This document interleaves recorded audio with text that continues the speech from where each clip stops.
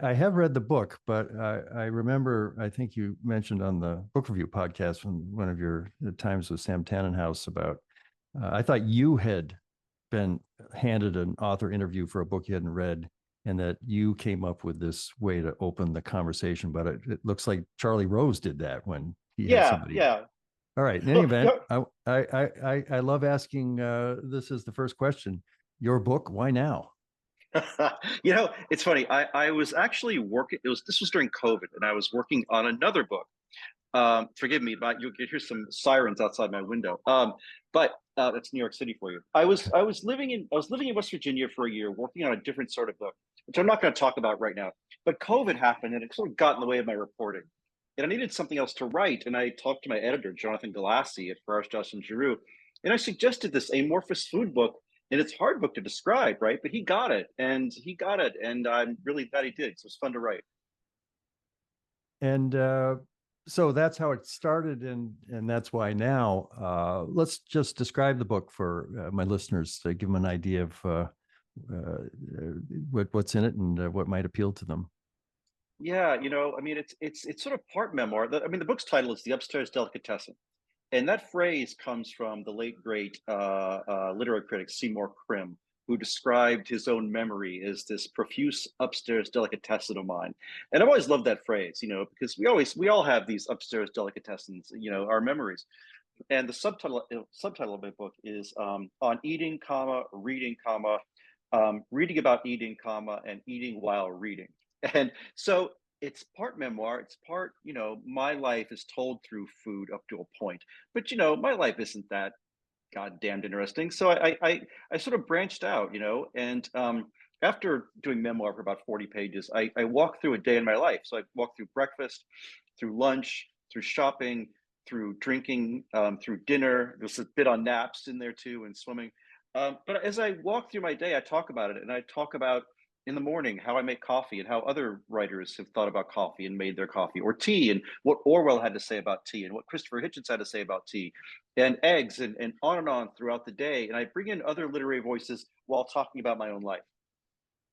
And I've heard you say that this all comes out of a commonplace book that you've kept since you were very young.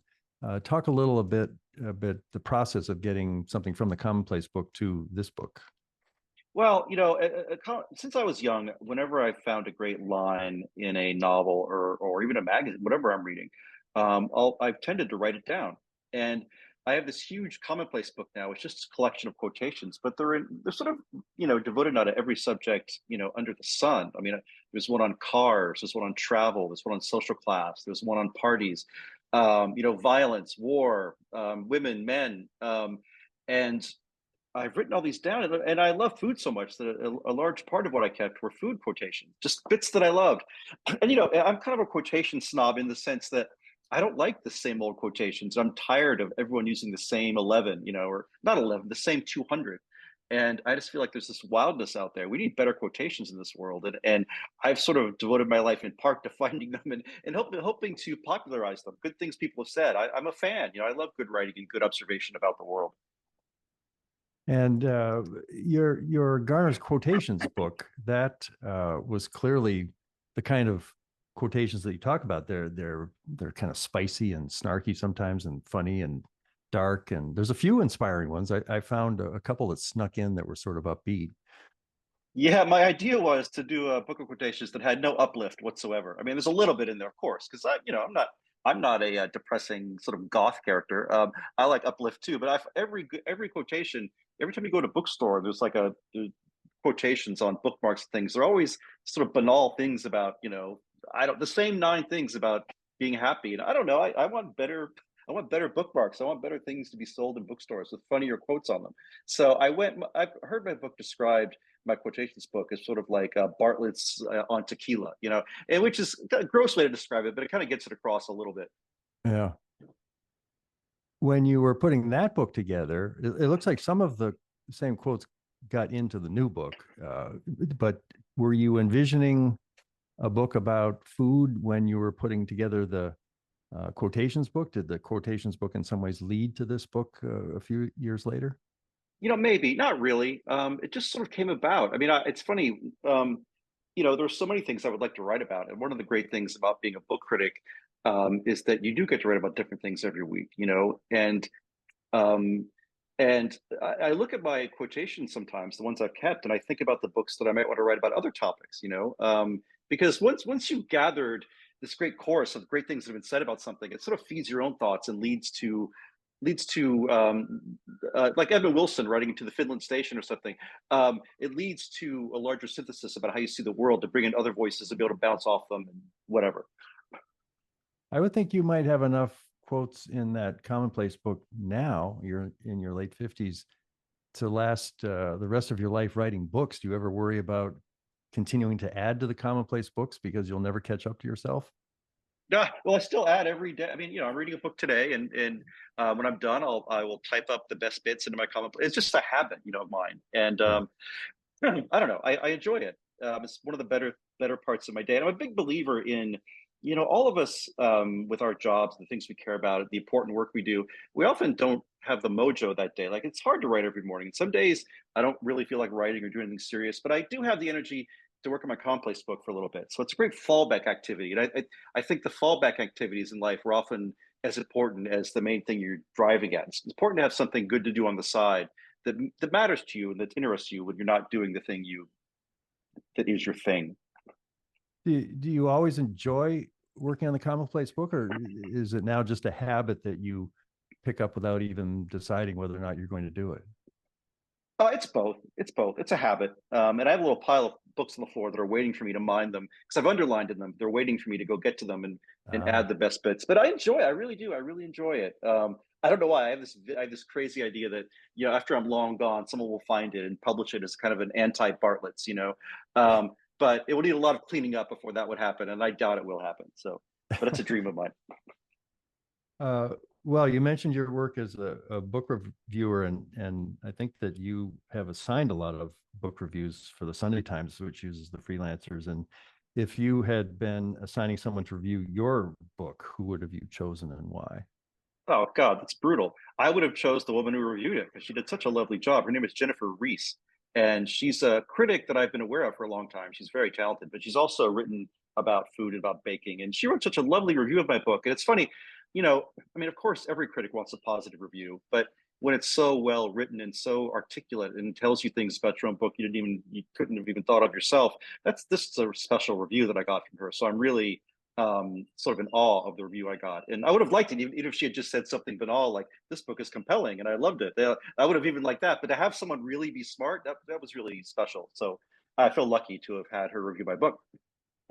I thought one phrase in her review that I noticed was she talks about your book's ethos of gusto. Is that Ah, something that surprised you, or you recognized it as a way to describe the book? it's true. And yet, the thing I love most when she described me as a sort of domesticated gusto man or domesticated, I love the novels of Jim Harrison. And I talk about Jim Harrison being this ultimate embodiment of gusto. He just went for it in every aspect of his life. I knew him just a teeny bit, enough to know that he was a man of big appetites. But I'm also just a shy guy who stays in most nights, and I live with gusto. My idea of gusto was often making two martinis and cooking some weird thing and enjoying my music. And it's a very low key, mild sort of gusto, but I like it. It's a restrained gusto. Exactly, Maybe it's a refined gusto. Uh, approachable gusto. yes.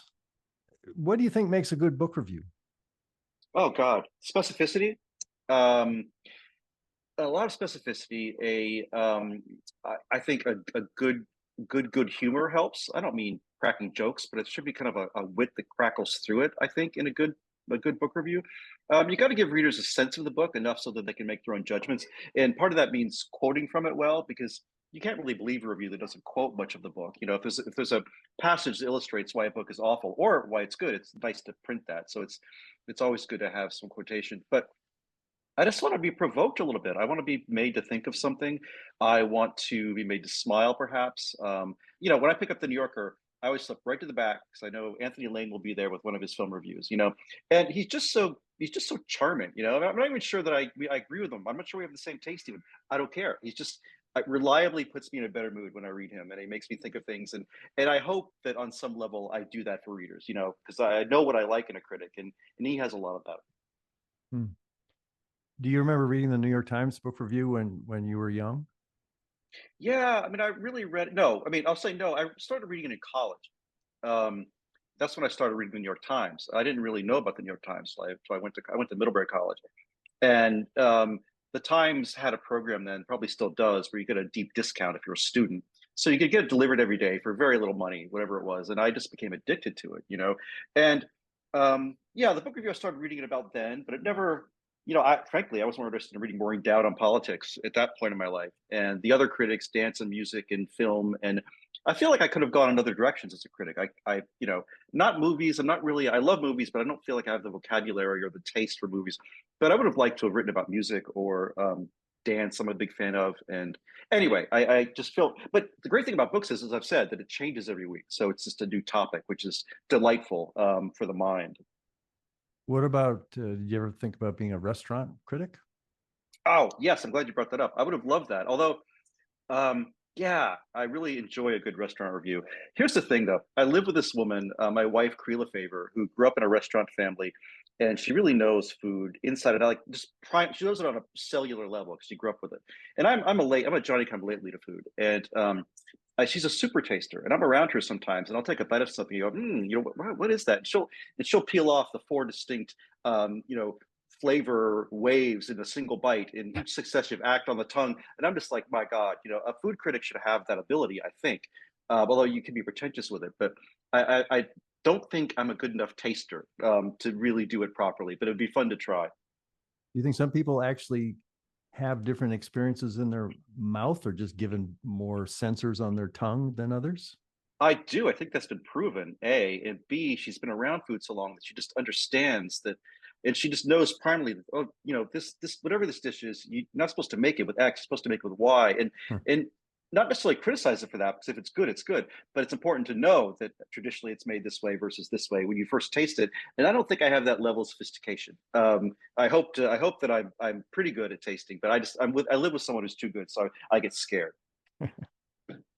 Uh, what's the most memorable blowback you've gotten from a review that an author just didn't like or was offended by? God, you know, it's funny. It's very seldom that this happens. I mean, I've been in rooms where someone wouldn't shake my hand, that sort of thing. Where you run up again, let me introduce you to X, and it turns out that I've reviewed X, and maybe not positively. So that's happened. Um, Nothing. There's no crazy story where someone, you know, I think Burt Reynolds famously or Ryan O'Neal famously dumped like a helicopter load of horse shit on some critic's house or something. The stories like that you hear, you know, they're out there, and nothing like that has ever happened to me. Anything like it. Um, you know, the literary world is full. It's filled with gamesmanship, and sometimes you feel that, you know, you've knocked a certain cue ball that maybe hit a different cue ball, and you're getting some blowback from this weird corner that you didn't expect because these angles, and you can make yourself crazy trying to work out what those angles are. But no, luckily I don't. You know, I'm not for the most part a taker of scalps. I mean, I can be pretty negative, but when I am negative, I hope to see the good things in a book. And I'm rarely negative about a first novel or a first book that didn't have much going for it in the first place, because the last thing you want to be is the kind of critic who says to someone, so says to the reader, you know, this book you never heard of, well, it's terrible, because like who cares, they're not going to find that book anyway. So if I'm writing a negative review, normally it's someone who has a reputation and their career is kind of set, and you know, I can't really do them epic harm. Although, you know, any review in the New York Times carries a lot of freight, just because the New York Times is what it is, A, and B, because book reviews in this country have really nearly become extinct. I mean, they're still out there, but it used to be every daily newspaper had a book critic, and all these alternative weeklies and Time magazine review mattered, and Newsweek's mattered, U.S. Today, your U.S. News World Report mattered. All these things are gone now, and so there are just so fewer critics that the New York Times review means too much. I wish that, frankly, there were more critics still out there, so reviews didn't exist in quite the vacuum they do now. Uh, as I was getting ready to talk with you, I read carefully the review you did of Ann Phillips's book, Night Watch. And in the lead, you called it sludgy, claustrophobic, and pretentious. But you also, I thought you know, you put it in the context of other books that you've admired by hers, including Machine Dreams, 1984, which you praised as catching the vibe of West Virginia in a way no novel has. And you said you hope people buy it. I bought it. I bought a copy of Machine Dreams based on your recommendation in that. Uh, did you hear from her, or can you tell me a little bit more about that review in particular? No, it's funny. I've been. She's almost the writer who means more to me than any writer alive, even though I only like her first two books. And this happens, a lot of, for example, let's think about Joni Mitchell, like the Blue and Court and Spark, for example, or like if she had only done those, she would still be one of the greatest singer songwriters of our time. And I feel that way about Jane Ann. I don't like her recent work, but who cares? She's still. I still, I will love her until I die. But I had read all of her books because I'm from West Virginia as well, and I've kept up with her, but never reviewed them because I didn't want to come out and say these negative things that I wanted to say about her work, which I think it's become pretentious over time. And I finally said, "Fuck it, I'm going to say it." And I'm sure she didn't enjoy my review. At the same time, her book's nominated for the National Book Award. She's won every prize known to man. She is a made writer. Nothing I could do will hurt her stature in the world of letters. But I just had, it was time for me to say what I wanted to say, and I did. And I think that I also, though, said many nice things about her. So it's Mhm. it's a uh, complicated review to write. Yeah. In general, how I think heard somebody say at the Times that uh, generally they don't publish a negative book review because there's so many books. Why do that? But I guess there is a role for a negative review. How do you understand when it's worth the Times using its powerful platform to put a review out that's quite negative? It's a complicated question. I don't think the Times shies away from negative reviews. I will say that the book review tends to be more positive than it might be because the book review uses so many freelancers. And by freelancers, I mean other writers. And so a lot of other writers out there, other novelists, are assigned another novel to review, and they're all in the same guild. And it's hard for them to tear down another writer. So often the reviews are more positive. When I was an editor at the book review, it was very frustrating because I would send a book to a writer and I would call them up and say, "What'd you think?" And they would say, this book's a piece of shit." And then the review would come in, and the review would be just all sort of vaguely positive, plot summary, and like what happened, And I feel a strong impulse as a critic to say what I feel, like to speak to a reader is as if I were speaking to a friend. And negative reviews are important. I mean, you have to bulldoze the bad to make way for the good to bloom in literary culture, like any other culture. A and B, I get a lot of grateful emails when I write a negative review because I think the literary world has gotten so positive in its criticism that readers feel often that they've been hoodwinked. Every book is this great new book, and they buy the book, and it's not so great. And so I think readers are glad to have me enable them to cross one off their list once in a while. Hmm. When you're preparing an author interview, uh, yeah, there's people. I think Sam Tannenhouse, maybe Charlie Rose, often didn't read the book, didn't prepare. It was more of a spontaneous encounter with someone. It makes for a lively conversation. But where are you on that spectrum in terms of preparing for an actual live interview with an author? What do you do to get ready?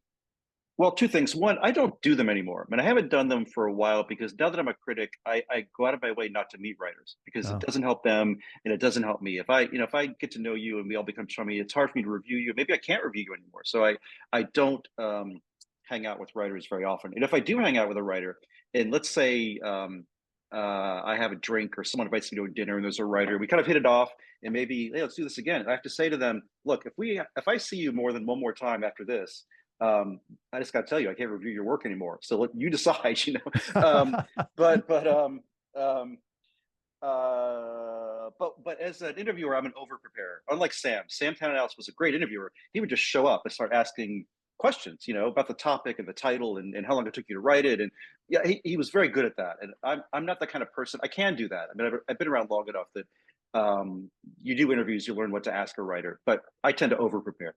hmm. Um, there's quite a bit of sex in this book, which I enjoyed. I wondered how you saw the role of the sexual references from other writers and sex and food and all of that, and if there were any sexual items that Cree or anyone else said, no, that's too far. That's when it's a little poor taste. Or Yeah, let's talk about sex in your book.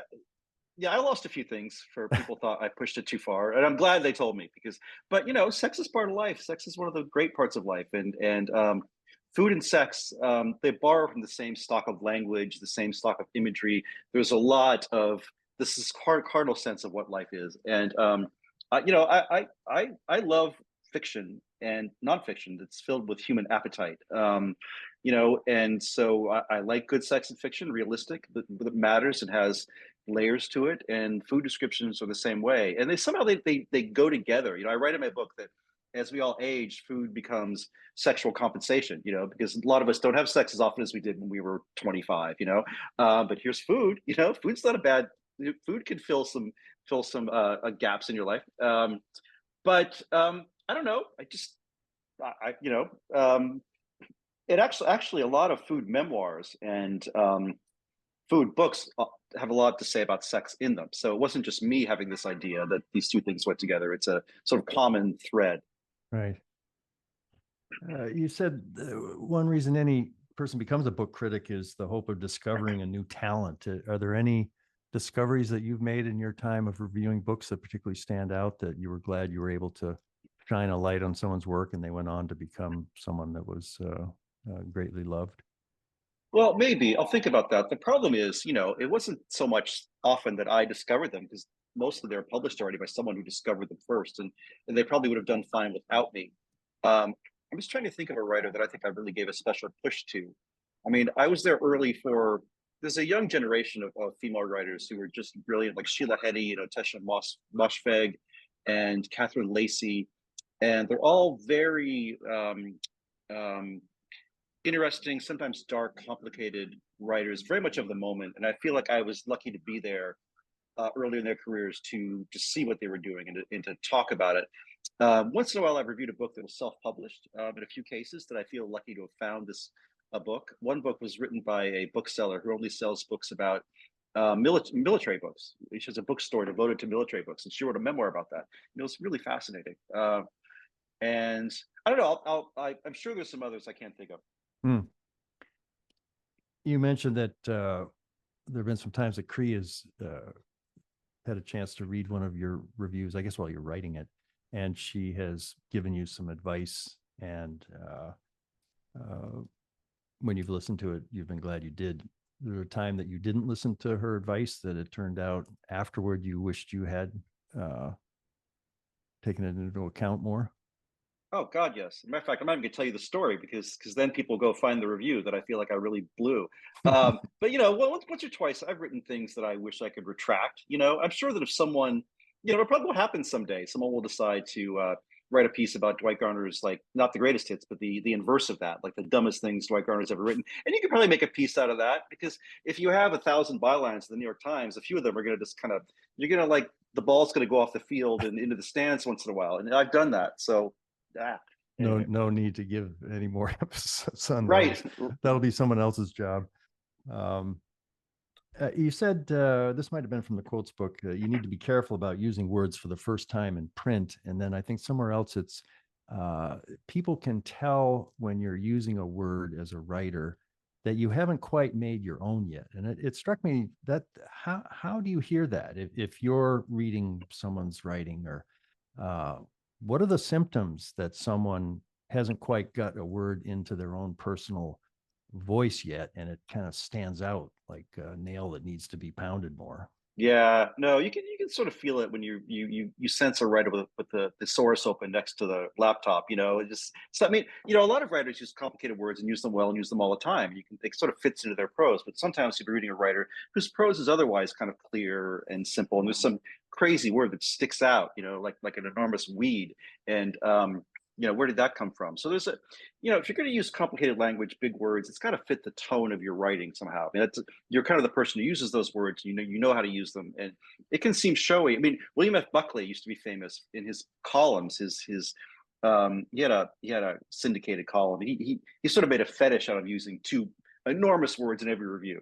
And you sort of knew that was his shtick, and he probably did know them, but sometimes I feel like he probably was just opening the source just to like show his readers that he was a cut above the rest. Anyway. Yeah. You mentioned somewhere that every novel is about aging, and I'm 73 now, and I'm thinking about aging probably more often than you do in your 50s. But I found myself saying, "Really? What do you mean by that? That every novel is about aging?" Well, uh, you know, nostalgia, memory, time, the passage of time. I mean, Mm, those are the sort of great themes in literature. Even if you're writing YA novels, I mean, the graduation from eighth grade to high school is one of the great markers in one's life.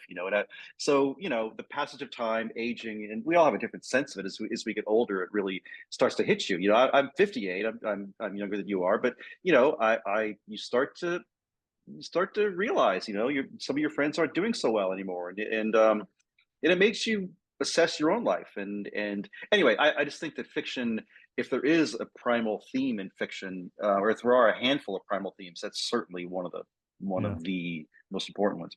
Hmm.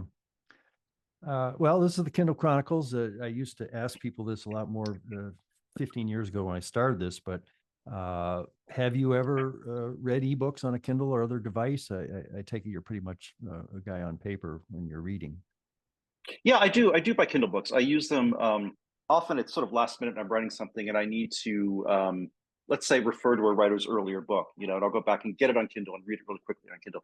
And I do download Kindle stuff a fair amount. The reason I don't do it more often is that I'm a big underliner, and I just find it, even though I know you can do it and you can underline, I find it a little difficult. I never go back and get my notes, and they kind of get lost to me, and I'm just an old fuddy duddy. But I'm waiting for a really good e-reader that allows you to take really good notes and write things in the margins. And I know there's one or two out there, but I've yet to be shown that they would be useful to me. But I'm on the lookout. Yeah, the Kindle Scribe I thought was going to be a lot closer to that. But the problem is that if you want to write in the margins of a Kindle book, it's got a nice big 8 by 10 screen. I've got your book on it. Yeah. The only way you can do it is you highlight the passage and then you tap to make a note, and you can either type the note on the little keyboard or you can write it longhand, which is kind of a nice step forward. And then you can see all of your longhand written notes within the book. But I don't know why. I think the problem with actually annotating on it is uh, that you can change the font size. So if you annotate on Mm. it and then you decide you're on a Paperwhite versus the Scribe and you make it bigger, the annotations have to be able to flow as you change the font size. And I expect Amazon at some point is going to solve that. And at that point, and the Scribe, I just love writing my journals. It's just a whole new type of Kindle that is getting to where it sounds like you hope it gets to. Yeah, I suspect I'll move in that direction at some point, but I don't know. I mean, James Wolcott, the critic, described a few years ago something he called the vanishing. Right? We all got rid of our albums first, then our CDs went out the door because I used to have hundreds and hundreds of CDs, and now I just have Spotify. I gave them all away, and I think that the hoarder in me wants to keep my Yeah, books. I don't know. Physical books, I think I'm going to stick with them, but you don't want just 3 Kindles on a nice bookshelf like the one behind you. yeah, right. I can see that being kind of groovy looking, but I don't know. Uh, Returning to your reviews in the Times, I think they get published every Tuesday. You have a deadline of Friday. What's your rhythm? Once you turn it in, do you take the weekend off, or what's sort of the timeline of getting from the end of one review to the next when you're on a weekly schedule? Yeah, I file either Thursday or Friday. I'm actually supposed to file on Thursdays. I try to, but sometimes it becomes Friday. Take a big nap. I file. Okay, writing takes. I mean, I think as you get older too, it takes more out of me than it used to. I'm kind of exhausted, because I write my reviews in one sitting. It takes me 4 or 5 hours. I can do it in two sometimes if it's a really somehow I just hit my stride, but it takes usually 4 or 5 hours. That includes fact checking and rereading and blah blah blah. Um, but then I'm on to what's next. I'm one of those people who likes what I do. My kids are now grown, and I probably work 7 days a week, but only 4 or 5 hours a day some days. But I'll the next day I'll pick up the next book I'm going to review, and I'll start reading it. But some weeks are brutal because maybe I'm reviewing someone's third novel and haven't read the first two. So the next day I'll pick up the first two and have to read those first. And it could be a really busy week. Because as we all know, most of us can read the average book in about 8 hours, just average. But it's hard to read 8 hours a day. That's it's physically taxing to read for 8 hours. So some days I have to do that and it's hard. But yeah, I get right onto my next review. Hmm. Uh, who are some of your favorite poets? Talk a little bit about what role poetry's had in your reading life. Oh God, there's so many. I really, I feel lucky to have. I came somewhat late to poetry, but it matters to me. I mean, I love Kay Ryan, former poet laureate. I love August Kleinzahler. Kay Ryan writes these sort of skinny, um, smart, wise, satirical, punchy poems. August Kleinzahler is this sort of brawler from New Jersey who also writes the one review of books, and that, in his own way, is a serious intellectual. But he has this kind of Bukowski meets I don't know who Proust vibe about him. And Louise Glick, the poet who just died, I love the sort of darkness, um, almost the Bob Dylan blood on the tracks quality of her poetry. There's a Brit named James Fenton who doesn't write much poetry anymore, but he's an Oxford professor of poetry, or was. And his poems are they rhyme. I miss rhyme, Mhm. you know, and they're witty and rhyming. People like that. Hmm. Did you ever get to know John Ashbery in New York? I met him once, but no, I didn't know him. Hmm. I wouldn't want to know him. I mean, I doubt that I wouldn't want to know him, but I don't. I go out of my way not to meet Yeah, writers. right, right. Although at the time I was an editor, but I did meet him, but I don't know him. Hmm. He was elderly by then. Yeah. Uh, you lived in West Virginia when you were a boy, and then you moved to Naples, not too far from where I'm in on Sanibel. And if you had to live the rest of your life in Florida or West Virginia, which would you choose? Oh, it's brutal. I mean, I don't. I'm sort of professionally anti-Florida, which rubs my parents the wrong way because they took us there, I had a nice childhood. I don't want to put down. I enjoyed Naples for the most part. The problem was that I was an indoor kind of young man in an outdoor state where every day people were saying it's gorgeous out, go outside and play, and I didn't want to go outside and play. I want to stay with my books, right? So I don't love my Florida hometown, Naples, only because it's just grown so big and it's gotten so, filled with really wealthy retirees, and I found it sort of, I don't know, I find it oppressive. But my point is that there are still really funky parts of Naples, in the old downtown areas, and Florida is filled with funky parts. Even out Hmm. on Sanibel has its funk, and so I could live in define funk how you will, but I wouldn't want to live in one of these wealthy suburban like cities, which are basically Ohio imported down to Florida. Um, but I do like northern Florida, where it's more like the South. Hmm. But anyway, I think I would pick West Virginia. I don't know. It feels. I have problems with West Virginia. I mean, it's hard because the state it's not a place where you can find a lot of bookstores and a lot of cult. And I'm a culture guy. I love going out at night to see plays and music, and it's hard to find that in West Virginia unless you're in Charleston, and to a lesser degree in Morgantown. But even in Charleston, it's there's not a lot, and and it's hard to find often. The supermarkets aren't as good as they are in some other places, and if you're like me and really want to shop really well and go out and see good things, it's hard in West Virginia. Hmm. But there's something about the landscape that really speaks to me, and I just feel like that's my place. I would choose to live in West Virginia. I could be happy there. Hmm. What would you like your last meal to be? Oh God. Um, I think I maybe wrote about this in my book. I think, but I'm a, I think I wrote that I would just want some simple but good mozzarella and tomato to start and people tend not to know what real fresh mozzarella is because most people haven't tasted it. But if you buy the stuff when it's warm and just made and never been chilled, it's a whole different animal. It just sort of like drips all over you like a ripe peach. It's just not the same thing. And if you've only had mozzarella that comes from the supermarket and it's cold, you haven't had real mozzarella. And the real thing is something special, and it's kind of hard to find. In New York, there are 8 or 9 places that sell it. And I love a roast chicken. My wife is really good at that, and and maybe some oysters. But nothing, no ortolan or escargot or I don't know. Pretty simple. Hmm. And last question, have you ever thought of an epitaph for yourself, or if you were going to Oh propose God. one, what would it be? I don't know. I might be something along the lines of, he loved writers and writing and tried to tell other people about them, and tried to point the way to some good stuff. And maybe in my book too, some good stuff in terms of the literature of food. I have been speaking with Dwight Garner, the author of Upstairs Delicatessen. Thanks a lot, Dwight. It was a pleasure. Thank you. That was fun.